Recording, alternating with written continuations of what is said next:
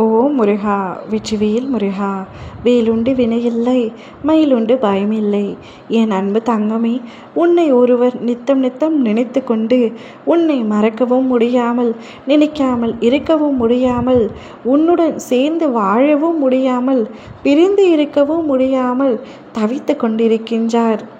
அவருடைய தவிப்புகளில் எவ்வளவு காதல் இருக்கின்றது என்பது எனக்கு புரிகின்றது. அது உனக்கும் புரிகின்றதா தங்கமே? உன் மனது கல்லாக மாறிவிட்டதா என்று எனக்கே சில நாட்களாக சந்தேகம் எழுந்துள்ளது. நீ எவ்வளவு இலகுவான குணம் படைத்தவர், ஆனால் இப்பொழுது உன் மனதில் என்ன ஆகிவிட்டது? உன்னையே ஒருவர் சுத்தி சுத்தி வருகின்றாரே, அவருடன் வாழ ஏன் தயங்குகின்றாய்? எதற்காக இந்த பிரிவை நினைத்து நீயும் வருந்தி கொண்டு தான் இருக்கின்றார்.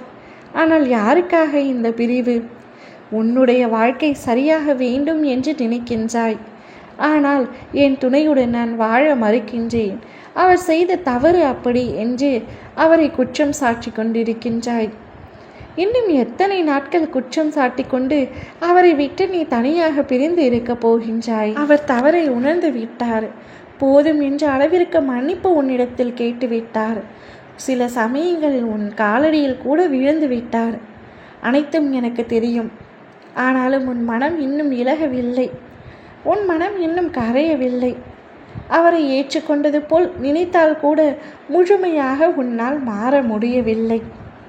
இதற்கு காரணம் என்ன தங்கமே? அப்படி உன் மனதிற்குள் என்ன இருக்கின்றது? உன்னுடைய துணைதானே தெரியாமல் ஒரு தவறு புரிந்து விட்டார். அப்பா தெரியாமல் என்று சொல்ல வேண்டாம், மன்னிக்க முடியாத அளவிற்கு பெரிய தவறு என்று கூறுகின்றாய். மன்னிக்க முடியாத தவறாகவே இருக்கட்டும். ஆனால் மன்னிப்பு கேட்டு விட்டார் அல்லவா? இனிமேல் அந்த தவறை செய்ய மாட்டேன் என்று உறுதியளித்து விட்டார் அல்லவா? ஒரு முறை விட்டு கொடுத்தால் என்ன? மன்னிப்பதுதானே மனித குணம். ஒரு முறை விட்டு கொடுத்து அவருடன் ஒன்றாக வாழ நினைத்தால் என்ன தங்கமே? எதற்காக இன்று வரை அவரை ஒதுக்கியே வைத்திருக்கின்றாய்? நீ இல்லாமல் அவர் தவித்த தவிப்புகள் இன்னும் எத்தனை நாட்களுக்கு இந்த போராட்டம்? நீதான் முடிவெடுக்க வேண்டும். இப்பொழுது முடிவு எடுக்கும் கட்டத்தில் நீதான் இருக்கின்றாய். போதும், இந்த வாழ்க்கை உனக்கு தந்த வழிகள் அனைத்தும் போதும்.